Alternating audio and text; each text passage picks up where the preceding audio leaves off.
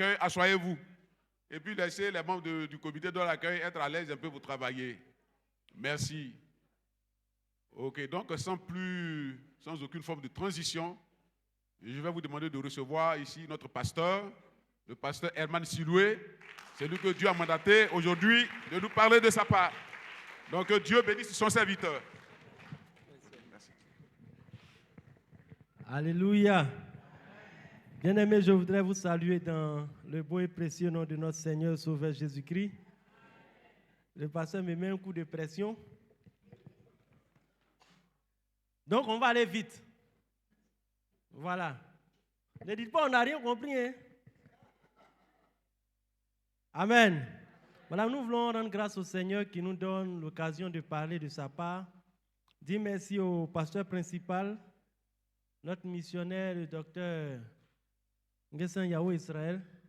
Je n'ai pas permis à tout le monde de prendre la parole sur la chair, parce qu'on ne sait pas ce que celui qui vient à la chair va venir dire. Nous voulons l'en remercier. Nous voulons dire merci au pasteur Ségon, le pasteur Tapé. Merci pour la collaboration. Dis merci à maman Israël, maman Justin et puis maman Tapé. Et dis merci à toute l'église qui nous a soutenus. On dit AOC va à Divo en novembre. Donc je vous attends à Divo. Alléluia. Je vous attends à Divo. Parce que si je vais et puis je ne vois pas AOC à Divo, je serai seul. Et ça ne sera pas bon. Si je suis seul, ce n'est pas bon. Amen. Non, AOC. Allons à Divo.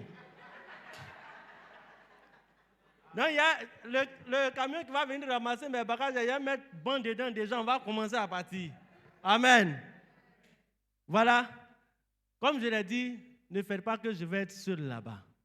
Et ce matin, comme thème que je voudrais vous proposer, c'est seul, mais jamais tout seul. Seul, mais jamais tout seul. Nous allons prendre 2 textes qui vont nous intéresser rapidement. Le premier texte se trouve dans le livre de Matthieu. Matthieu au chapitre 26. Compte tenu du temps, nous ne lirons pas tout le passage. Nous devions commencer à partir du verset 31. Je vais expliquer le contexte pour que nous puissions comprendre. Mais nous allons commencer au verset 36.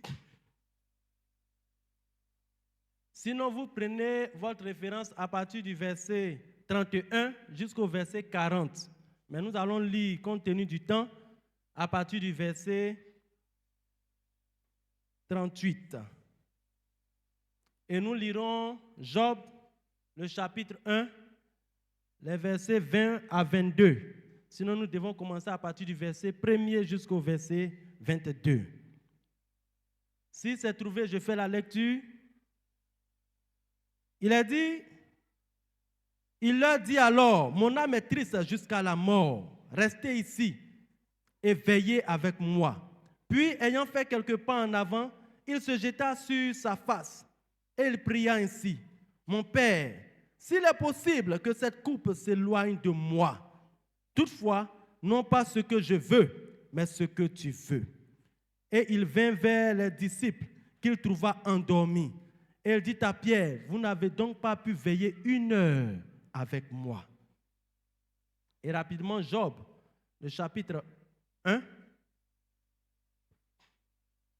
Nous allons lire, comme je l'ai dit, c'est normalement tout le chapitre 1 que nous devions lire, mais nous allons lire le chapitre, du chapitre 20 au chapitre 22. Pardon, du verset 20 au verset 22. Il a dit, alors Job se leva, déchira son manteau et se rasa la tête. Puis se jetant par terre, il se prosterna et dit, je suis sorti nu du sein de ma mère et nu je ne retournerai dans le sein de la terre. L'Éternel a donné, l'Éternel a ôté. Que le nom de l'Éternel soit béni. En tout cela, Job ne pécha point et n'attribua rien d'injuste à Dieu. Que le Seigneur bénisse sa parole. Comme je l'ai dit tout à l'heure, le texte, ou du moins le thème que je voudrais vous proposer au travers de ces 2 textes, c'est seul, mais jamais tout seul. Dans le premier texte que nous venons de lire, il s'agit de Job, un homme puissant à l'Orient. Un homme qui avait tout ce qui était bien matériel. Il était comblé de toutes les grâces et de toutes les bénédictions que quelqu'un sur la terre pourrait avoir. Il avait tout. Il avait l'argent, il avait le respect, il avait la considération, il avait la sagesse. Il était considéré à tous les niveaux et à tous les égards. Voici ce monsieur qui était comblé aussi par des enfants que Dieu lui a donnés. Job ne manquait de rien. Il avait des troupeaux. Il était, comme on le dit sur la terre ici, il était à l'aise. En tout cas, c'était propre. Il était déjà sorti dans le dos de tout le monde. Et tout le monde le considérait. Et voici qu'un jour, subitement, Job va tout perdre. Il va perdre ses richesses, il va perdre ses biens, il va perdre même ses enfants. Job perd tout. Le comble, il perd sa santé. Sa femme qui vient et qui lui dit, regarde ton état, maudit Dieu et meurs. Quelqu'un a dit, cette femme-là, elle n'est pas bonne. Parce qu'elle voulait dire, maudit Dieu meurt et puis moi je vais me remarier. Mais je pense plutôt qu'elle disait cela à cause du chagrin qui était dans son cœur. Elle voyait son mari, comment il souffrait. Ne pouvant pas l'aider, elle sentait qu'il était seul. Elle s'imaginait, qu'est-ce qu'il pouvait imaginer dans sa tête? Quelles étaient les pensées qui étaient dans sa tête? Mais elle ne pouvait rien faire. Parce que face à cette situation, Job avait des sentiments, des ressentiments qu'il ne pouvait exprimer et expliquer à quelqu'un. On peut voir, essayer de comprendre, mais on ne vit pas cette situation. Et parce qu'on n'est pas touché totalement directement, on ne pourra pas comprendre à un certain niveau. Job était tout seul. Et pour clouer le tout, ses amis qui viennent et qui, au lieu d'arriver un moment de le réconforter, vont venir l'accuser. Est-ce que tu es sûr que ce n'est pas parce que tu as péché? Parce que si tu n'as pas péché, un malheur comme ça ne peut pas s'abattre sur un homme. Dieu n'est pas injuste. Comment Dieu peut-il permettre que quelque chose comme ça t'arrive? J'imagine dans quel état Job était. Assis, en train de prendre la cendre pour verser sur ses plaies, prendre des bouteilles cassées pour se gratter la peau à cause de ses ulcères qui démangeaient. Job, à ce moment, était seul. Seul devant les hommes. Seul face aux railleries des hommes, aux moqueries des hommes. Seul face aux critiques des hommes. Et le deuxième tableau que nous avons lu, il s'agit de Jésus. Jésus qui annonce à ses disciples qu'il va mourir. Pierre lui dit, tout le monde va te renier, mais moi seulement, moi le grand Pierre, toi-même tu connais ma force de frappe. Moi je ne peux pas t'abandonner. Dieu, c'est ton pied, mon pied. Jésus, c'est ton pied, mon pied. Je suis avec toi. Je serai avec toi. Même si les autres te renient, moi je serai là. Comme on le dit chez nous ici, on est au COI. Tu veux ou tu ne veux pas, on est au COI, on est ensemble. Et voici que Jésus va monter à Gethsémani. Là-bas, il va demander à ses disciples, par rapport à ce qu'il va m'arriver, prenez du temps, priez avec moi. Je vais m'éloigner pour prier, mais vous, intercédez en ma faveur. Priez pour moi, parce que quelque chose de grave arrive. Quelque chose de sérieux va m'arriver. Des moments difficiles m'attendent. Et il va s'éloigner un peu. Pendant qu'il était en train de prier, les autres ont été pris par le sommeil. Jésus vient une première fois. Il les voit en train de dormir. Il les réveille. Il s'en va une seconde fois. Il les voit en train de dormir. Jésus est seul face à cette situation qu'il va traverser. Même pas quelqu'un pour intercéder pour lui 1 heure face à cette souffrance qui lui arrive. Bien-aimé, je ne sais pas quelle situation tu traverses. Initialement, ce n'était pas ce message que j'avais prévu donner, mais depuis ce message est sur mon cœur. Je ne sais pas si aujourd'hui tu te sens seul comme ces deux personnes dont nous venons de parler, comme Job, tu te sens seul, tu te sens incompris, tu te sens rejeté. Le Seigneur te dit ce matin, tu te sens seul, mais sache que tu n'es pas tout seul. Parce qu'il y a une grande différence entre être seul et être tout seul. Être seul, c'est l'absence de compagnie physique, l'absence de quelqu'un autour de toi ou bien à côté de toi. On peut aussi être seul, même si on a des gens autour. Pour ne pas dire on peut être tout seul, même si on a des gens autour de nous. Des gens peuvent venir autour de nous, mais on peut être tout seul. Mais on peut être seul sans être tout seul. Je ne sais pas si on comprend la nuance. On peut être seul parce que physiquement, il n'y a personne autour de nous. Mais on sait qu'il y a des gens qui nous portent dans leurs pensées, qui nous portent en prière, qui nous portent dans leur cœur. Et leurs prières, on les sent, on sent leurs mains avec nous. Mais on peut être entouré de plusieurs personnes et se sentir tout seul. Parce que l'appui qu'on demande, le soutien, la compréhension qu'on demande, nous ne l'avons pas de l'homme. Ton mari peut ne pas te comprendre face à une situation. Tes parents peuvent ne pas te comprendre face à une situation. L'église, le pasteur peut ne pas te comprendre face à une situation. Et c'est normal. Sache que c'est tout à fait normal. Parce qu'il y a des situations de la vie que nous devons traverser seuls. Ne t'attends pas au secours de quelqu'un. Ne t'attends pas à l'appui de quelqu'un. Christ, qui est notre modèle parfait, a été seul. Ne t'attends pas à quelqu'un. Si nous voulons nous attendre à quelqu'un, nous allons prendre le mauvais chemin. Nous allons classer tout le monde. Nous allons traiter tout le monde de traître, d'ingrat. On va dire qu'il manque de reconnaissance. Parce qu'on a fait ceci pour eux, on a fait cela pour eux. Mais aujourd'hui, je suis dans cette situation, je ne vois personne. Pourquoi? Bien-aimé, parce que cette situation, tu dois la traverser seul. Tu dois être seul face à ta situation. Tu dois être seul face à ce moment difficile. Alors pourquoi Dieu permet que ces situations nous arrivent où nous sentons que le regard de tout le monde est éloigné de nous? Aucune pensée de quelqu'un n'est tournée vers nous. Où il semble que personne n'est touché par la situation que nous vivons. Il y a plusieurs réponses. Je voudrais vous donner 3. La première réponse, c'est que Dieu permet cela pour éprouver notre foi. Dieu permet cela pour éprouver notre foi. La foi, elle est individuelle, elle n'est pas collective. Chacun de nous ici est assis et assise, mais nous n'avons pas le même degré ni le même niveau de foi.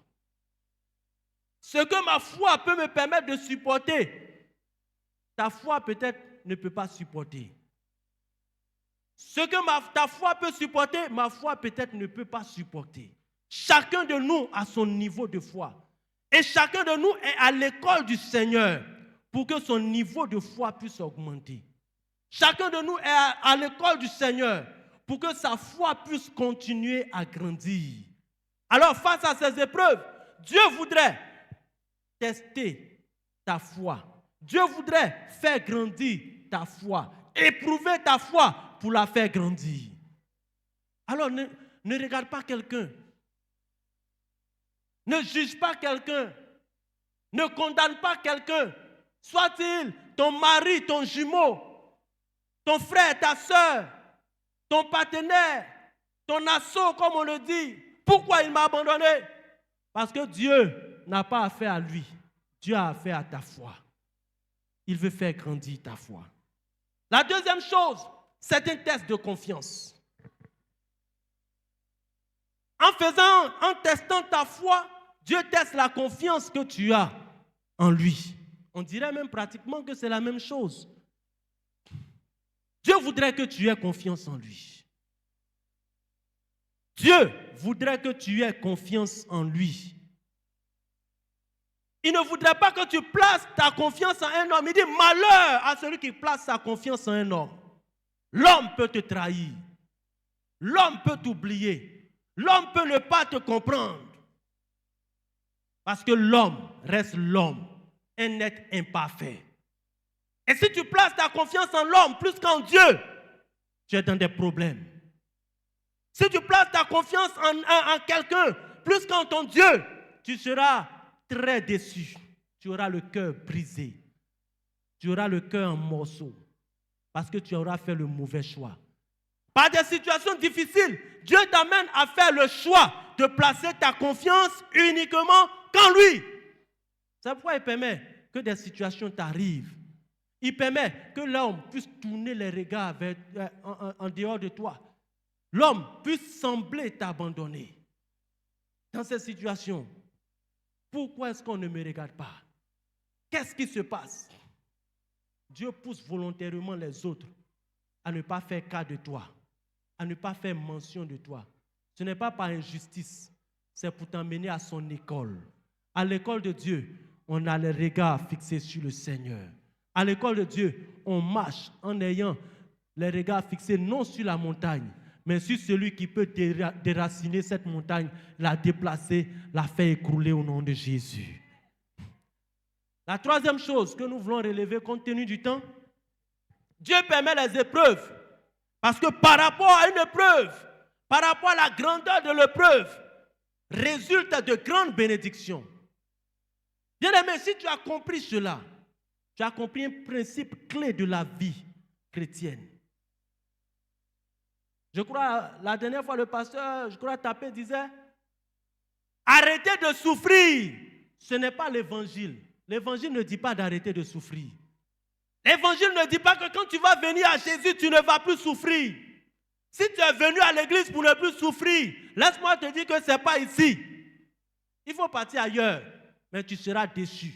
La souffrance fait partie de la vie terrestre. Depuis qu'Adam et Ève ont péché dans le jardin d'Éden, comme la prédication de la Sainte Seine l'a dit, l'homme a permis à la souffrance de rentrer sur la terre.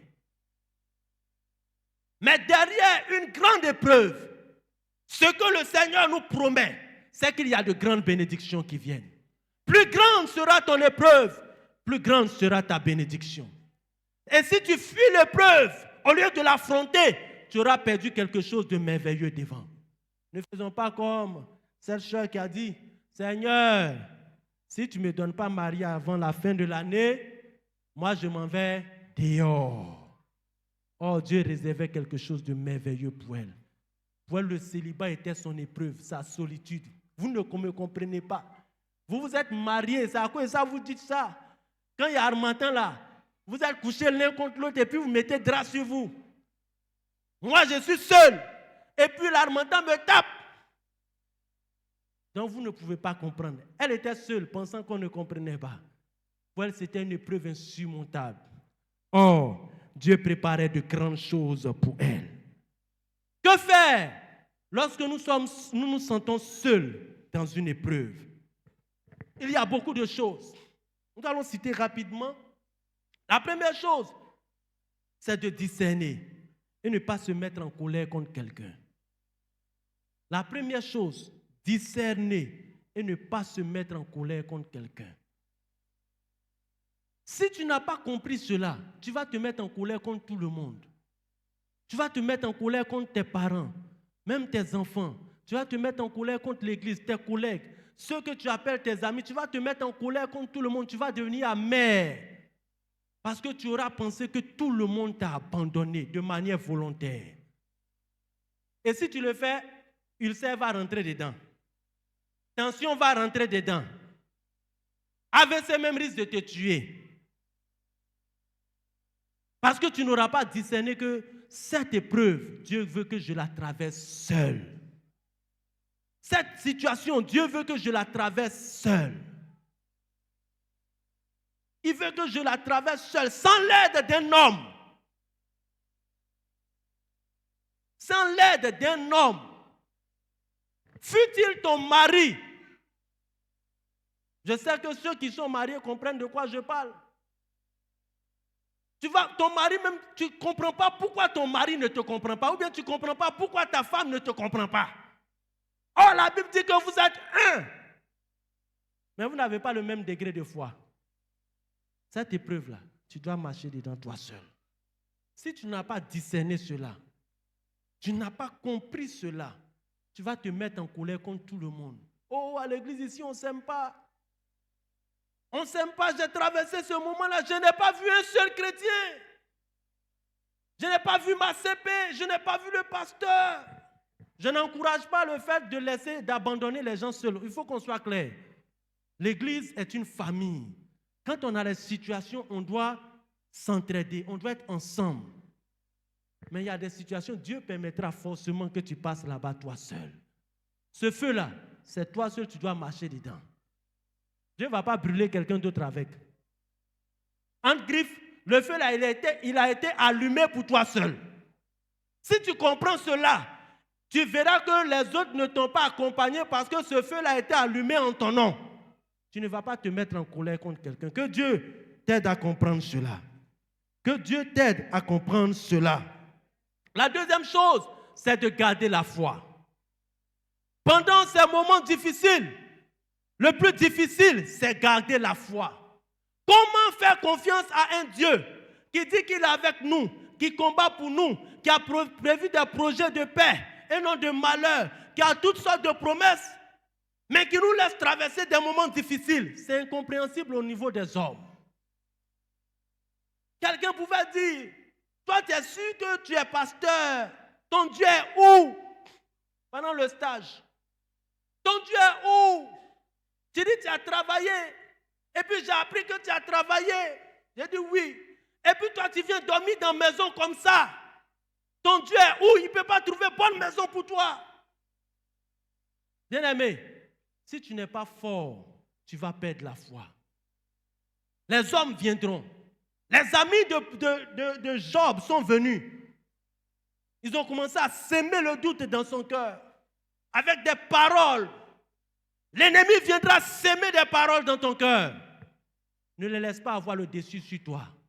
Ne les laisse pas toucher ta foi. Ta foi est la chose la plus précieuse que tu dois conserver. Parce que tu sais en qui tu as cru. Tu sais en qui tu as cru. Tiens ferme, garde la foi. Garde la foi en ce Dieu-là. Parce qu'il n'a pas dit son dernier mot. Dans le temps, il y avait une expression en vogue. Quand Satan met le point pour dire que la phrase est terminée, Jésus vient et transforme le point en virgule pour dire que la phrase n'est pas encore achevée. Elle continue. Tant que Christ n'a pas encore mis le point final à ton histoire, garde la foi en lui. Quelle que soit l'épreuve que tu traverses, garde la foi en lui. La troisième chose qui est relative à la deuxième, si nous gardons la foi, nous devons tenir ferme comme nous l'avons dit. Nous devons tenir ferme. Nous devons tenir ferme. Tenons ferme, chers chrétiens, chères chrétiennes, chers frères, chères sœurs. Je vous exhorte à tenir ferme. Face aux moqueries, tenons ferme. Face aux injures, tenons ferme. Face à tout ce que les gens viendront dire, tenons ferme. Mais ne tenons pas ferme dans le mal. Tenons ferme dans le bien. Tenons ferme dans la vie de sanctification. Tenons ferme dans l'obéissance à la parole de Dieu. C'est en cela que résidera notre force. Job ne se reprochait rien. Quand ses amis sont venus, il dit, je n'ai rien à me reprocher. Si tu as quelque chose à te reprocher pendant qu'il y a une épreuve, va te mettre à côté, demande pardon à Dieu. Je ne parle pas des situations qui sont causées parce que nous avons péché. Je parle des situations qui sont arrivées comme celle de Job, comme celle de Jésus, où ils n'ont rien fait de mal. Mais l'ennemi voulait leur faire quelque chose. Et Dieu, dans sa volonté, a permis que Satan agisse jusqu'à une certaine limite. Une autre leçon à retenir, c'est que même dans les agissements de Satan, même dans les épreuves, il y a des limites que Dieu ne permet pas de franchir. C'est pourquoi il dit, aucune épreuve ne sera au-dessus de ta force. Parce qu'il a des limites qu'il a mis, il a des barrières qu'il a mis pour toi. Alléluia. Alléluia. Et comme Job, nous ne devons pas pécher. le quatrième élément.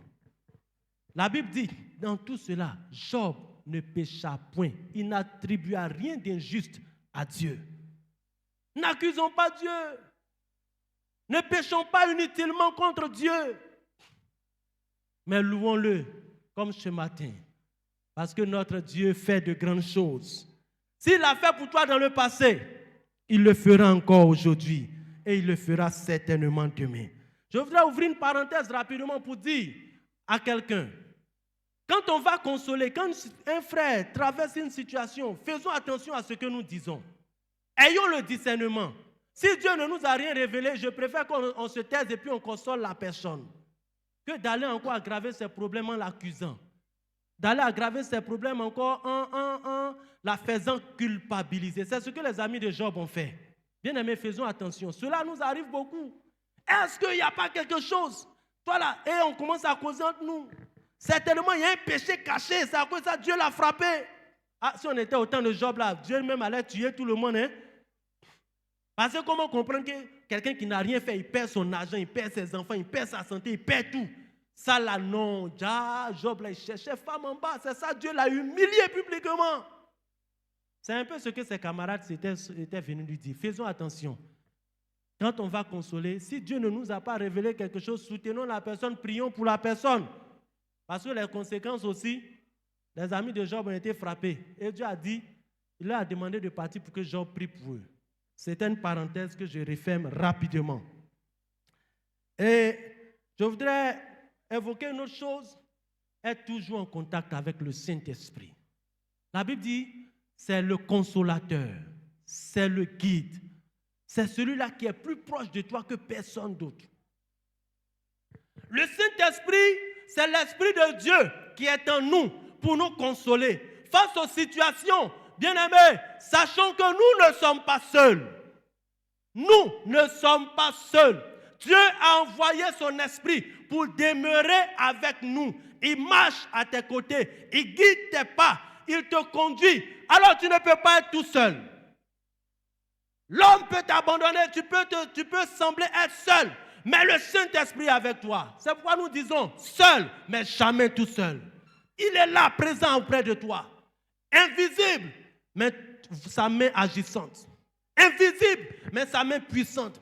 Invisible, mais sa main réconfortante. Une sœur qui traversait un moment très difficile de sa vie m'a dit une fois, j'étais en train de prier, je demande, mais Seigneur, qu'est-ce qui se passe? Je suis seul, je n'ai personne qui me comprend.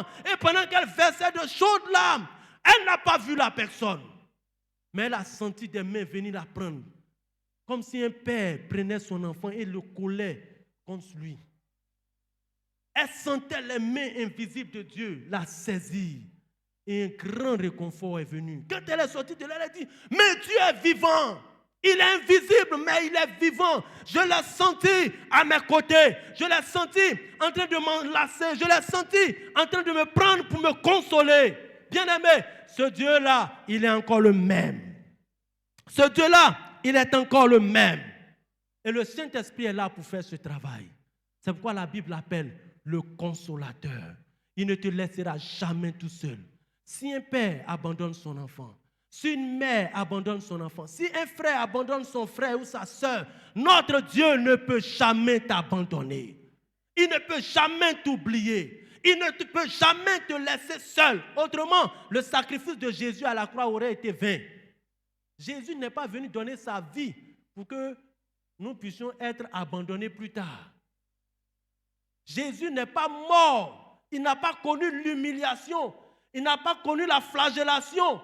Il n'a pas connu toutes sortes de brimades, de moqueries pour que tu sois racheté et puis après il va te laisser courir comme à l'aventure, te laisser seul. Non.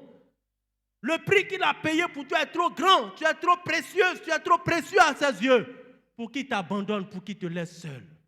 Tu ne peux jamais être tout seul. Tu ne peux jamais être toute seule. Quand même l'homme ne te comprend pas, tu ne peux pas être tout seul. Tu ne peux pas être toute seule. La dernière chose, bien aimé, je voudrais nous inviter à connaître les promesses de Dieu pour nous. Dans les moments difficiles, lorsque l'ennemi viendra, c'est par la parole que nous pourrons avoir le dessus sur lui. Quand Jésus a été tenté dans le désert, c'est par la parole qu'il a eu le dessus sur Satan. Connais-tu les promesses de Dieu à ton endroit? Connais-tu ce que Dieu a prévu pour toi? Souvent, des paroles sont lancées sur nos vies. Des paroles de grâce, de bénédiction, des prophéties, des paroles de connaissance sont lancées. Mais au lieu de l'accomplissement de ces paroles, nous voyons plutôt le contraire. Et souvent, on baisse les bras. L'une de nos forces réside dans le récit de ces promesses de Dieu pour nous et dans sa parole. Et dans sa parole. Josué 1, le verset 9 dit, ne t'ai-je pas donné cet ordre, fortifie-toi et prends courage, car l'Éternel ton Dieu est avec toi. Je voudrais te dire ce matin, l'Éternel ton Dieu est avec toi.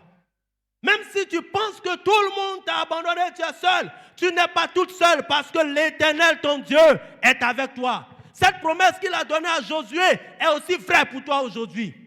Parce que la Bible est toujours d'actualité. Elle est vraie.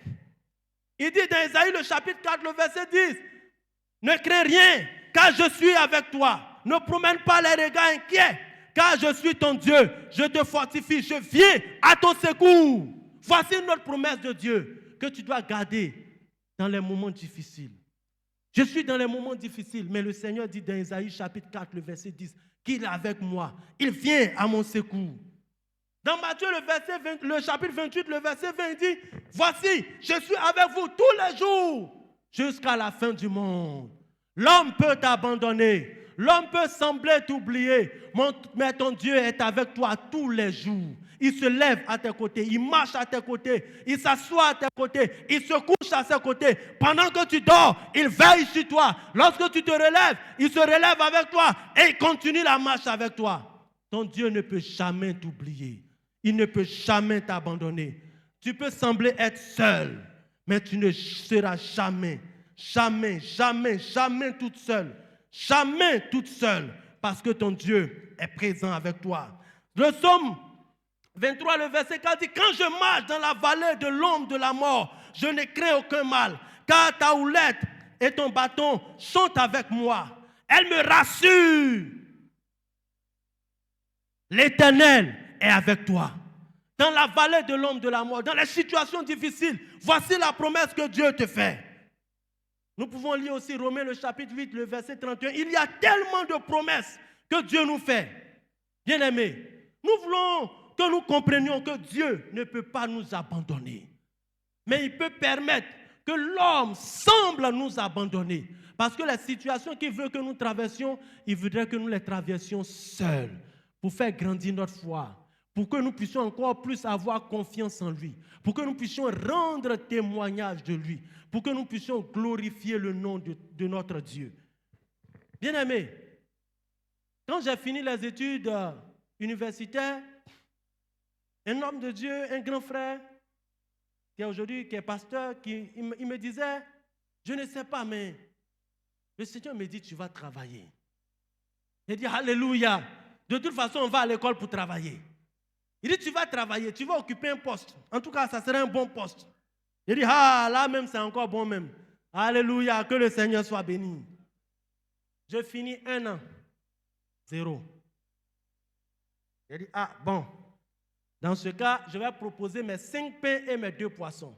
Nous étions avec des frères.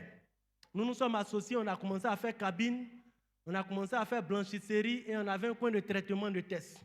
On saisit les choses. Une page à 25, maman Kwadjo est là, il peut rendre témoignage, le frère Trabi est là, il peut rendre témoignage, le pasteur Trabi, il peut rendre témoignage. Jusqu'à on ne voit rien. Dans ça, on dit repasser simplement là, il n'y a pas l'argent dedans. On va ajouter dans repasser la laver. Voici l'homme sur qui la parole de Dieu a été prononcée, tu vas avoir travail, qui s'en va laver habits des gens. Et un fait me marque. Un de mes enfants d'école de dimanche vient un jour. Et puis on lui demande, tu viens faire quoi? Il dit, non, je suis venu déposer mes habits pour que on puisse laver. Mon frère qui est pasteur aujourd'hui dans la région de Soubré lui dit, va là-bas, quitte là, tu es malade. Ça veut dire quoi ça? Donc c'est ton moniteur qui va laver tes habits. Je lui ai dit, hey, moi je suis ghanéen. No pity in business. Mon ami, ça c'est business, c'est pas affaire d'école de dimanche, il faut laisser ça là. Petit, on va les habits, on va laver. Il arrive, il dit, mais toi là même là. Il dit, hey, on est là pour chercher l'argent. S'il veut faire ça là, c'est que je ne vais pas avoir client. L'autre va venir, dire, c'est mon responsable. L'autre va venir, va dire, c'est ceci, c'est ceci. On est là pour chercher l'argent. Quand on va se retrouver à l'église là, voilà, là je suis son moniteur maintenant. Amen. Et nous avons fait cela. Pendant ce temps, j'ai appelé des camarades, m'appellent. C'est comment le pasteur? Ils avaient déjà prophétisé sur ma vie qu'elle allait devenir pasteur. J'ai dit, oui, on est là. Il dit, ah, mais moi, je suis en train de faire le cycle ingénieur. Hein.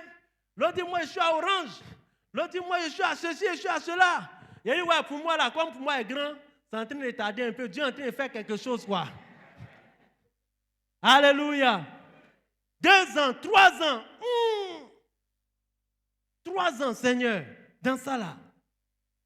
Jusqu'à ce qu'un jour, avec Dieu, il n'y a pas 2 jours, c'est un jour. J'aille quelque part, et puis j'étais avec un frère. Quand on est arrivé là-bas à l'aéroport, je lui ai dit, je sens que c'est ma place qui est ici. On va déposer notre dossier pour un stage. Et on est parti déposer nous 2.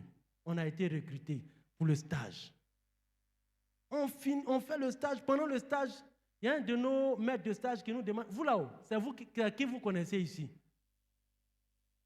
Parce que nous étions les deux seuls chrétiens bien engagés qui étions là-bas dans le service informatique. Et nous étions aussi les 2 qui n'avons pas été parrainés par quelqu'un pour rentrer là-bas. Le gars demande, c'est qui vous connaissez ici? Il a souri, on s'est regardé, on dit, ah, nous on ne connaît personne, hein, mais on connaît le roi des rois. Alléluia! Mais on a fini le stage, pendant qu'on nous disait, on va vous embaucher, on nous a chassés. Je vous dis la vérité, on nous a chassés parce qu'on a fini 3 mois de stage. On nous dit non, restez, c'est que si on est en train de négocier pour qu'on vous embauche. Donc on fait 3 autres mois. Un matin, un papier sort pour dire qu'il nous revient. Je ne peux pas oublier, il y a des choses qu'on n'oublie pas. Il nous revient que des gens ayant fini leur stage sont encore dans nos locaux. À compter de ce jour, nous ne voulons plus les voir dans nos locaux, sinon nous serons obligés d'utiliser toutes les manières possibles pour les vider. On nous a chassés ou bien on ne nous a pas chassés? Quand on est arrivé le matin, on a vu ça au tableau. On est parti dire au revoir à nos gars là. Et puis eux-mêmes, ils ont eu pitié de nous. Ils nous ont donné, je crois, c'est pas 2000 ou bien 5000 chacun. On a pris notre voiture. Moi, j'étais à Bobo. Et puis on est rentré à la maison. Ah, tu vas dire quoi à qui? Comment tu vas expliquer à quelqu'un? Et j'avais décidé de ne plus passer de concours. Parce que j'ai trop tapé poteau dans le concours. J'ai passé 2 ou 3 concours, j'ai tapé lamentablement poteau. On finit le concours et dit, ouais, moi-même, je sais que j'ai baillé sur feuille là. Ça sort 0, même premier tour, il ne gagne pas. Il dit, non, non, non. Seigneur, ça, c'est une humiliation pour ton enfant. Je ne passe pas concours. La pression de la famille. Mais tu fais comment? On va passer concours, tout ça. Il dit, restez calme. Je fais tout pour ne pas qu'on sache que leur fils est en train de laver habits à Abidjan. Si c'est pour laver habits, tu peux retourner en famille, tu vas aller laver habits de tes parents. Jusqu'à ce qu'un jour, les chiens me disent, lève-toi, va où tu as fait ton stage. Comme ça, lève-toi. Je suis allé, j'ai vu le frère, le pasteur fidèle. En ce moment, on était encore prestataire. Il lui a dit, je ne sais pas pourquoi, mais le Seigneur me dit d'aller saluer mes gars là. Moi, je m'en vais.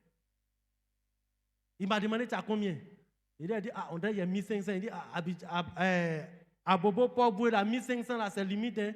Il m'a complété un 2000. C'est-à-dire 2500 sur moi, je suis parti. Dès que je rentre, je passe le tableau d'affichage. Le Seigneur me dit, mais tu as oublié ta bonne manière. Hein. Retourne. Je retourne. Je regarde, voici un test de recrutement. Dépôt de dossier gratuit. Rien à payer. Et nous passons passer le test. Alléluia. Nous partons passer le test. On passe le premier tour, le deuxième tour, le dernier tour, on est en anglais. On nous a éliminés jusqu'à il reste 50 personnes. On nous a dit, si on a trop pris dans Côte d'Ivoire, là, 2 personnes.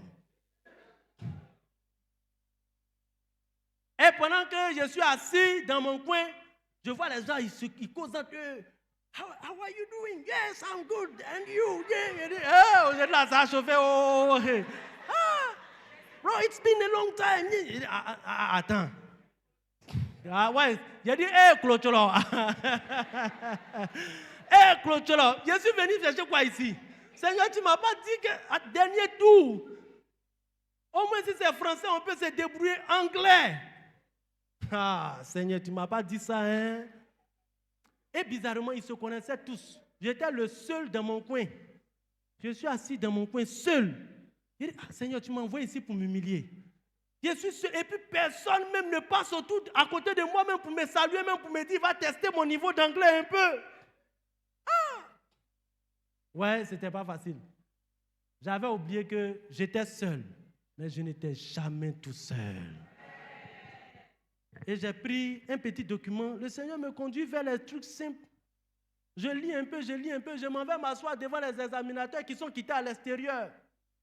Et puis on dit good morning. Je dis good morning. Ça au moins on comprend. How are you? I'm fine and you? I'm fine too. Quand ils ont commencé là. What do you see on this picture?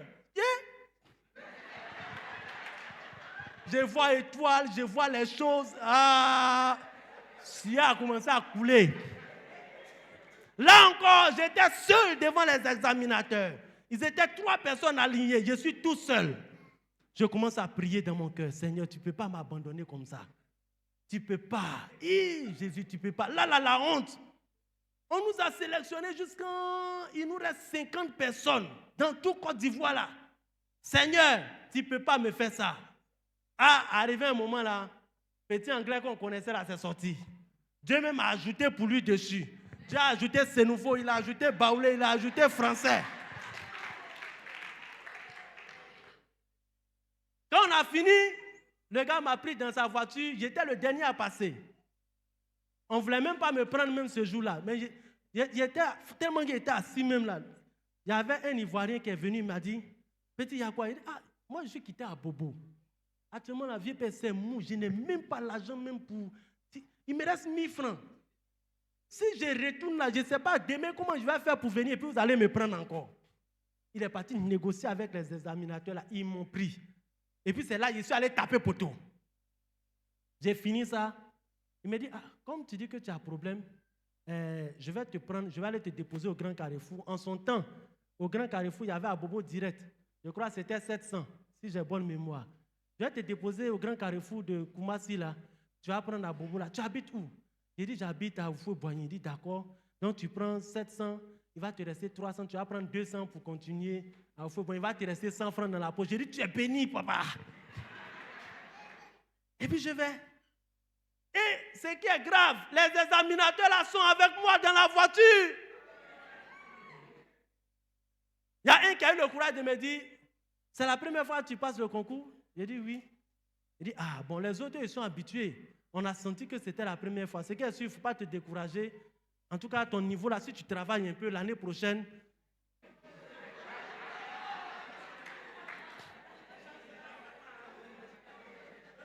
Je suis rentré à la maison.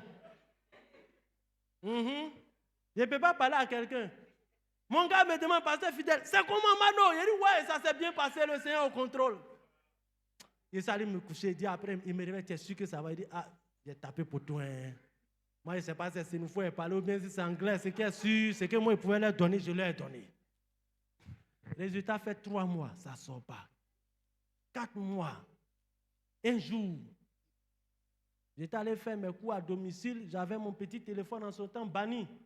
Si vous connaissez banni là, voilà, c'est que sur le téléphone, il y a une grosse tête là. Imaginez-vous, grosse tête, et puis derrière est cassé. Donc, je prends les caoutchoucs là, j'attache ça bien, je prends scotch, quand j'ai scotch, je mets ça dessus. Où je suis allé faire cours là même, il n'y a pas réseau. Je reviens encore. Le Seigneur me dit, ce soir là, c'était un jeudi soir. Frère, venez aux réunions du soir, c'est important. Ferme ton téléphone, adore-moi sérieusement. Ce jour-là, moi-même j'ai adoré plus que pendant le culte. Petite prière, il faut me voir sauter, même en train de prier. Les gens ne comprenaient pas, mais j'avais ça dans le cœur. Le Seigneur me dit, tu n'es pas seul, je suis avec toi. je suis avec toi, je vais faire de grandes choses avec toi. Donc je prie aussi en fonction de ça. Quand je prie, inspiration vient.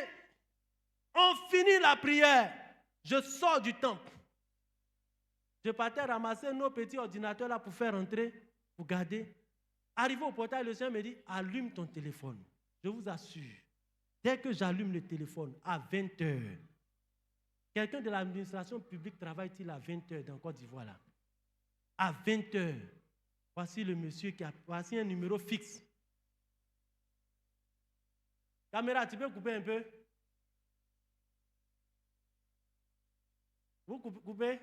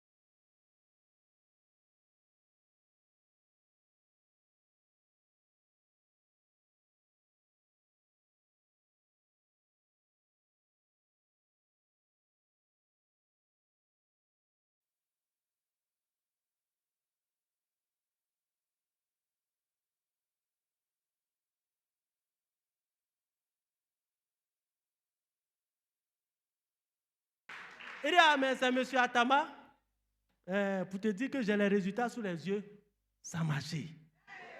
Hey! Bien aimé, on devait prendre 3 personnes effectivement, 2 ou 3 personnes. Mais à cause de moi, ils ont pris 13 personnes. Et puis, il était 11e. On dit, ton niveau anglais là n'est pas trop bon, hein? On va t'envoyer en Afrique du Sud pour aller te former. Il dit, oh, alléluia. Maintenant que ceux que leur niveau est bon, on les envoie directement en formation. Et ils sont fâchés. Pourquoi nous, on ne va pas de l'autre côté là-bas aussi pour aller voir là-bas? J'ai compris que si mon niveau était bon, il allait rater l'occasion d'aller voir les choses. Dieu peut créer des situations dans nos vies. Tu peux ne pas comprendre ce qui se passe, mais la destinée que Dieu te réserve est grande. Je termine pour dire que Dieu sait ce qu'il fait. Tu peux te sentir seul, mais tu ne seras jamais tout seul parce que ton Dieu est avec toi. Est-ce que bien aimé, nous pouvons nous lever? Nous allons chanter ce chant avec le groupe musical. Nous allons se chanter avec le groupe musical. Vous allez venir rapidement, s'il vous plaît. Et nous allons, bien aimé, je ne sais pas quelle situation tu traverses, quelle situation tu vis.